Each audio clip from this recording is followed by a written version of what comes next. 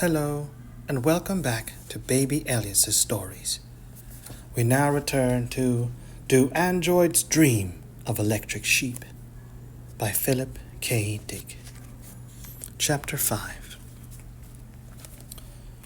A small beam of white light shone steadily into the left eye of Rachel Rosen, and against her cheek the wire mesh disc adhered.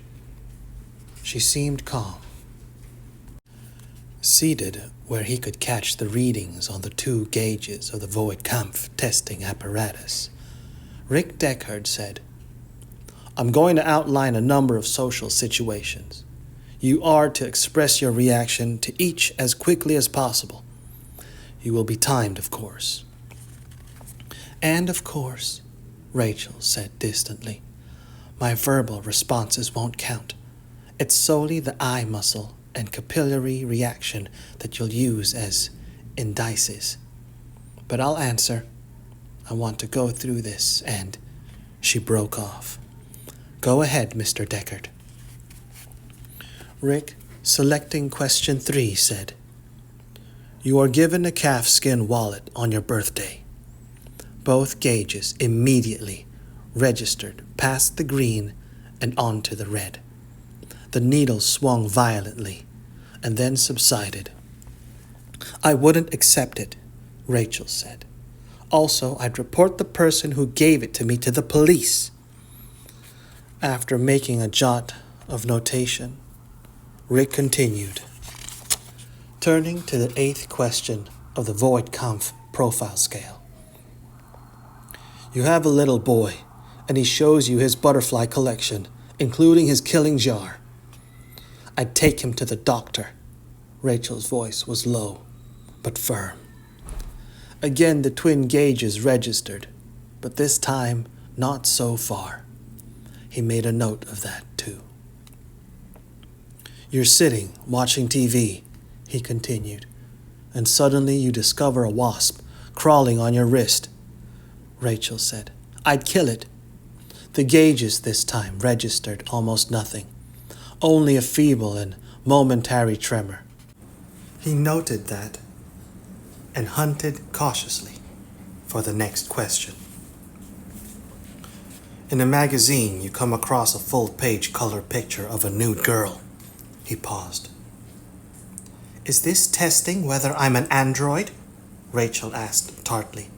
"Or whether I'm homosexual?" The gauges did not register. He continued, "Your husband likes the picture." Still, the gauges failed to indicate a reaction. "The girl," he added, "is lying face down on a large and beautiful bearskin rug." The gauges remained inert, and he said to himself, "An android response." Failing to detect the major element, the dead animal pelt. Its mind is concentrating on other factors. "Your husband hangs the picture up on the wall of his study," he finished, and this time the needles moved. "I certainly wouldn't let him," Rachel said. "Okay," he said, nodding. "Now consider this. You're reading a novel written in the old days before the war. The characters are visiting Fisherman's Wharf in San Francisco. They become hungry and enter a seafood restaurant. One of them orders lobster, and the chef drops the lobster into the tub of boiling water while the characters watch." "Oh, God," Rachel said. "That's awful." "Did they really do that? It's depraved." "You mean a live lobster?" The gauges, however, did not respond. Formally, a correct response, but simulated. "You rent a mountain cabin," he said, "in an area still verdant. It's rustic, knotty pine with a huge fireplace." "Yes," Rachel said, nodding impatiently. "On the walls, someone has hung old maps, Currier and Ives prints, and above the fireplace a deer's head has been mounted, a full stag with developed horns. The people with you admire the decor of the cabin, and you all decide, "Not with the deer head," Rachel said. The gauges, however, showed an amplitude within the green only. "You become pregnant," Rick continued, "by a man who has promised to marry you. The man goes off with another woman, your best friend. You get an abortion and—" "I would never get an abortion," Rachel said. "Anyhow, you can't. It's a life sentence, and the police are always watching." This time, both needles swung violently into the red. "How do you know that?" Rick asked her curiously, about the difficulty of obtaining an abortion. "Everybody knows that," Rachel answered. "It sounded like you spoke from personal experience." He watched the needles intently. They still swept out a wide path across the dials. "One more. You're dating a man, and he asks you to visit his apartment. While you're there, he offers you a drink. As you stand holding your glass, you see into the bedroom. It's attractively decorated with bullfight posters, and you wander in to look closer. He follows after you, closing the door. Putting his arm around you, he says—" Rachel interrupted. "What's a bullfight poster?" "Drawings, usually in color and very large, showing a matador with his cape, a bull trying to gore him." He was puzzled. "How old are you?" he asked. "That might be a factor." "I'm 18, Rachel said. "Okay, so this man closes the door and puts his arm around me. What does he say?" Rick said, "Do you know how bullfights ended?" "I suppose somebody got hurt." "The bull, at the end, was always killed." He waited, watching the two needles. They palpitated restlessly, nothing more, no real reading at all. "A final question," he said. "Two-part. You're watching an old movie on TV, a movie from before the war. It shows a banquet in progress. The guests are enjoying raw oysters." "Ugh," Rachel said. The needles swung swiftly. "The entree," he continued, "consists of boiled dog stuffed with rice." The needles moved less this time, less than they had for the raw oysters. "Are raw oysters more acceptable to you than a dish of boiled dog?" "Evidently not." He put his pencil down, shut off the beam of light, removed the adhesive patch from her cheek. "You're an android," he said. "That's the conclusion of the testing," he informed her, or rather it. An elder Rosen who regarded him with writhing worry. The elderly man's face contorted, shifted plastically with angry concern. "I'm right, aren't I?" Rick said. There was no answer from either of the Rosens. "Look," he said reasonably, "we have no conflict of interest. It's important to me that the Voidkampf test functions almost as important as it is to you." The elder Rosen said, "She's not an android." "I don't believe it," Rick said. "Why would he lie?" Rachel said to Rick fiercely. "If anything, we'd lie the other way." "I want a bone marrow analysis made of you," Rick said. Rick said to her, "It can eventually be organically determined whether you're an android or not. It's slow and painful, admittedly, but—" "Legally," Rachel said, "I can't be forced to undergo a bone marrow test. That's been established in the courts. Self-incrimination. And anyhow, on a live person, not the corpse of a retired android, it takes a long time. You can give that damn void conf profile test because of the specials. They have to be tested for constantly, and while the government was doing that, you police agencies slipped the void conf through. But what you said is true. That's the end of the testing. She rose to her feet, paced away from him, and stood with her hands on her hips, her back to him. The issue is not the legality of the bone marrow analysis, Eldon Rosen said huskily. The issue is that your empathy delineation test failed in response to my niece. I can explain why she scored as an android might. Rachel grew up abroad, Salander 3. She was born on it. She spent 14 of her 18 years living off its tape library and what the 9 other crew members, all adults, knew about Earth. Then, as you know, the ship turned back a sixth of the way to Proxima. Otherwise, Rachel would never have seen Earth. Anyhow, not until her later life. You would have retired me, Rachel said over her shoulder. In the police dragnet, I would have been killed.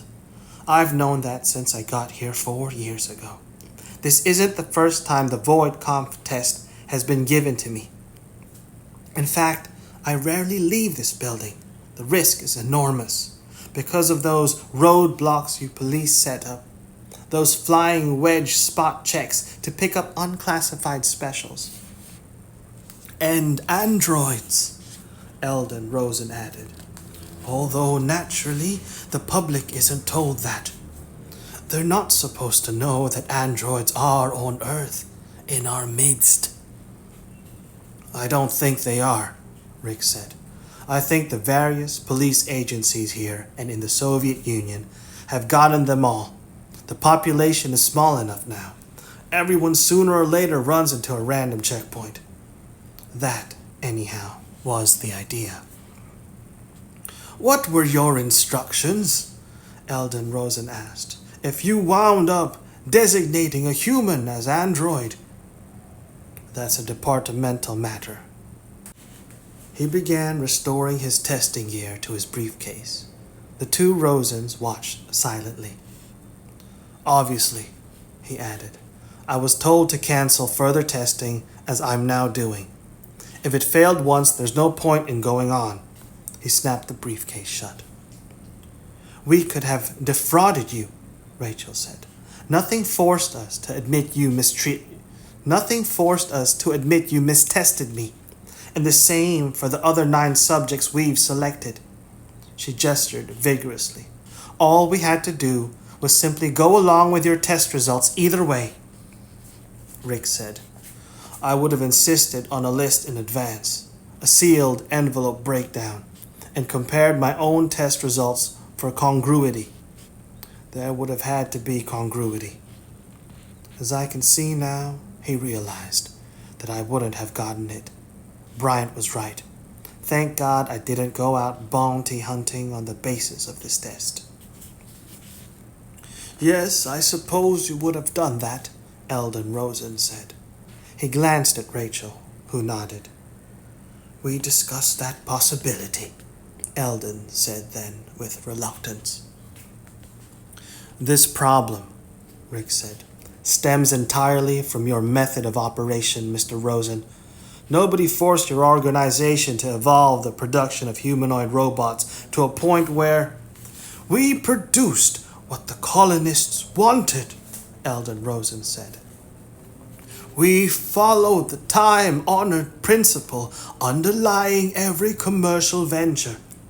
If our firm hadn't made these progressively more human types, other firms in the field would have. We knew the risk we were taking when we developed the Nexus 6 brain unit. But your void conf test was a failure before we released that type of android.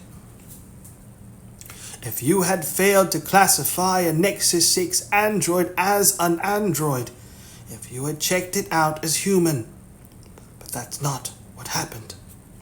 His voice had become hard and bitingly penetrating. "Your police department, others as well, may have retired.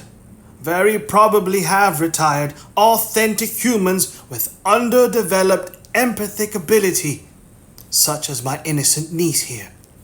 Your position, Mr. Deckard, is extremely bad morally. Ours isn't." "In other words," Rick said with acuity, "I'm not going to be given a chance to check out a single Nexus 6. You people dropped this schizoid girl on me beforehand, and my test," he realized, "is wiped out. I shouldn't have gone for it," he said to himself. "However, it's too late now." "We have you, Mr. Deckard," Rachel Rosen agreed in a quiet, reasonable voice. She turned toward him then and smiled. He could not make out, even now, how the Rosen Association had managed to snare him, and so easily. Experts, he realized. A mammoth corporation like this. It embodies too much experience. It possesses, in fact, a sort of group mind. And Eldon and Rachel Rosen consisted as spokesmen for that corporate entity.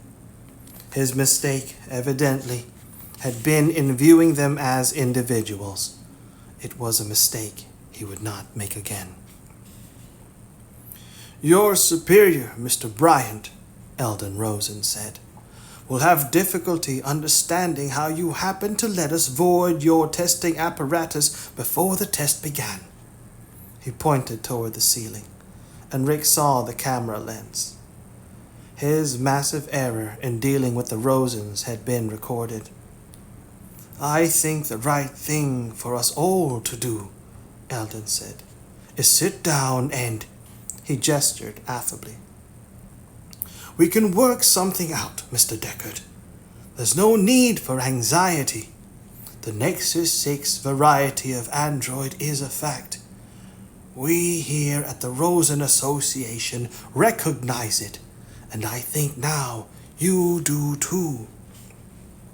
Rachel, leaning toward Rick, said, "How would you like to own an owl?" "I doubt if I'll ever own an owl," but he knew what she meant. He understood the business the Rosen Association wanted to transact. Tension of a kind he had never felt before manifested itself inside him. It explored leisurely in every part of his body. He felt the tension, the consciousness of what was happening, take over completely.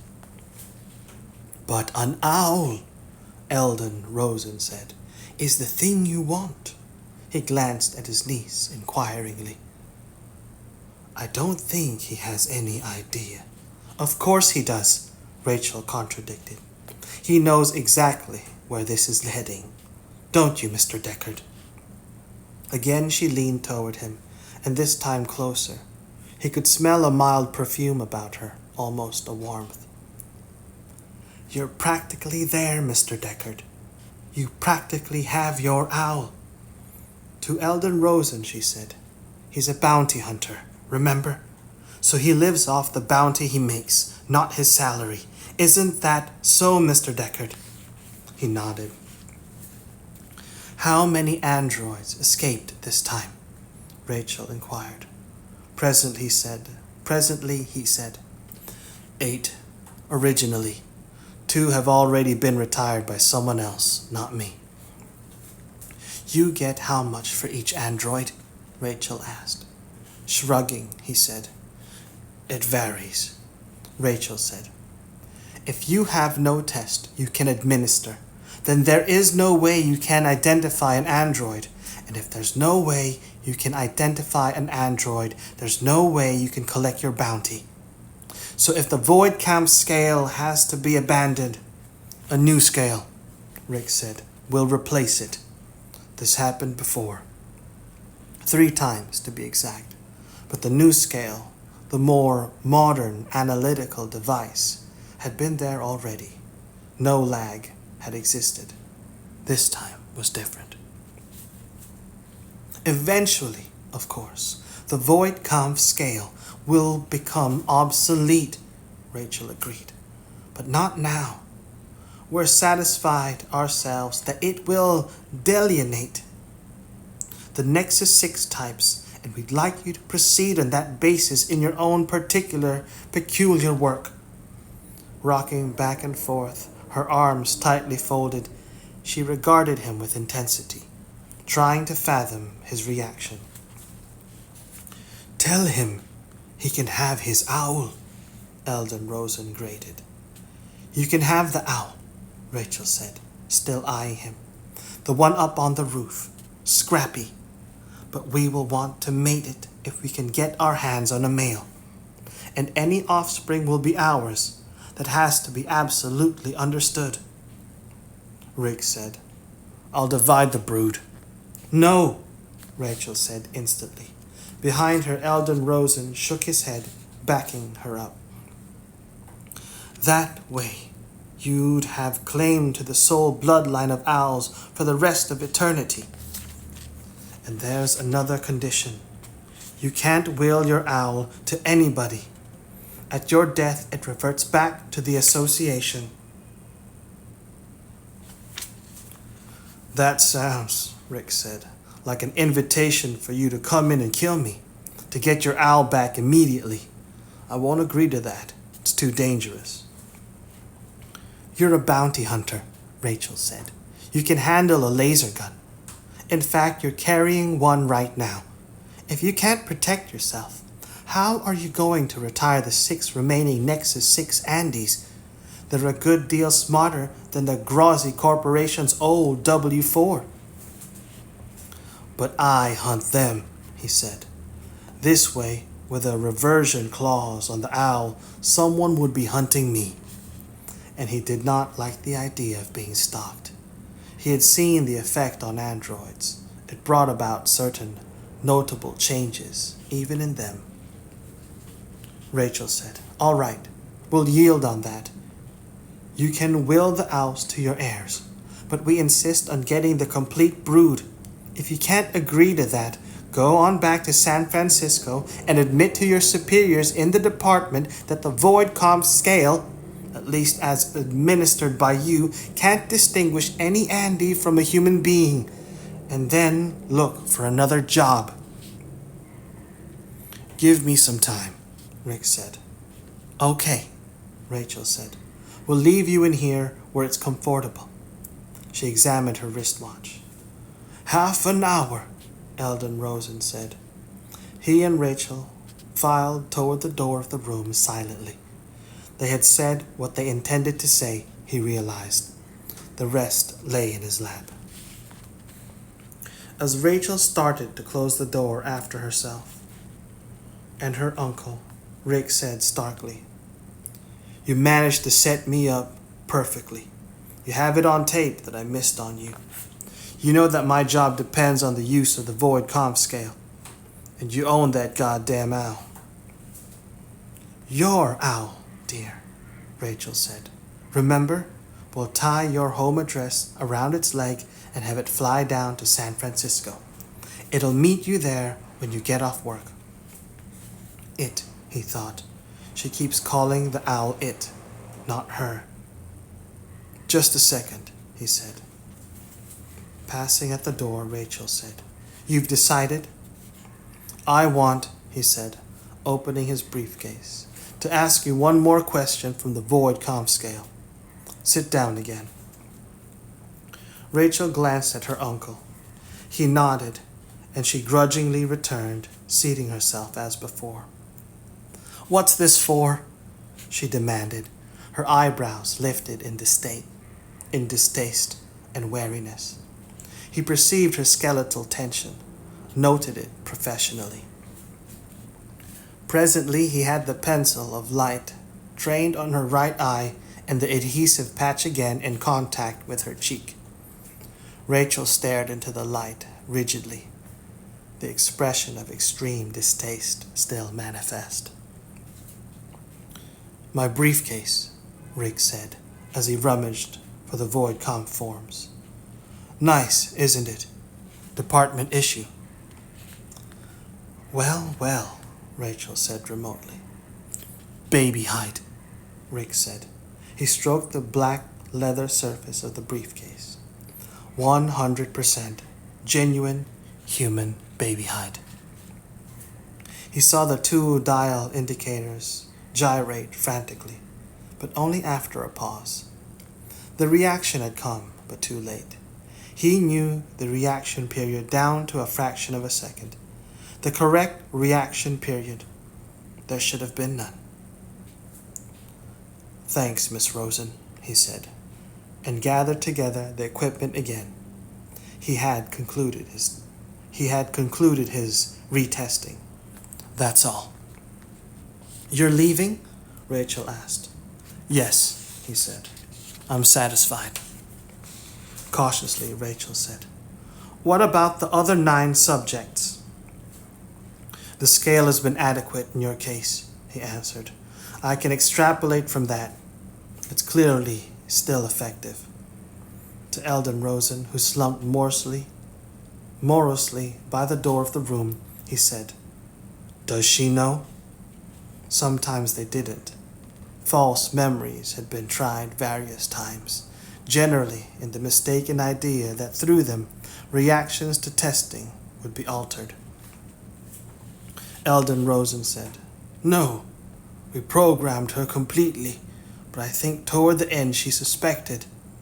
To the girl he said, You guessed when he asked for one more try. Pale, Rachel nodded fixedly. Don't be afraid of him, Eldon Rosen told her. You're not an escaped android on Earth illegally. You're the property of the Rosen Association, used as a sales device for prospective immigrants. He walked to the girl, put his hand comfortingly on her shoulder. At the touch, the girl flinched.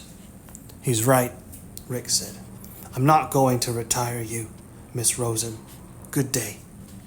He started toward the door, then halted briefly. To the two of them, he said, Is the owl genuine? Rachel glanced swiftly at the elder Rosen. He's leaving anyhow, Eldon Rosen said. It doesn't matter. The owl is artificial. There are no owls. Rick muttered and stepped numbly out into the corridor. The two of them watched him go. Neither said anything. Nothing remained to say.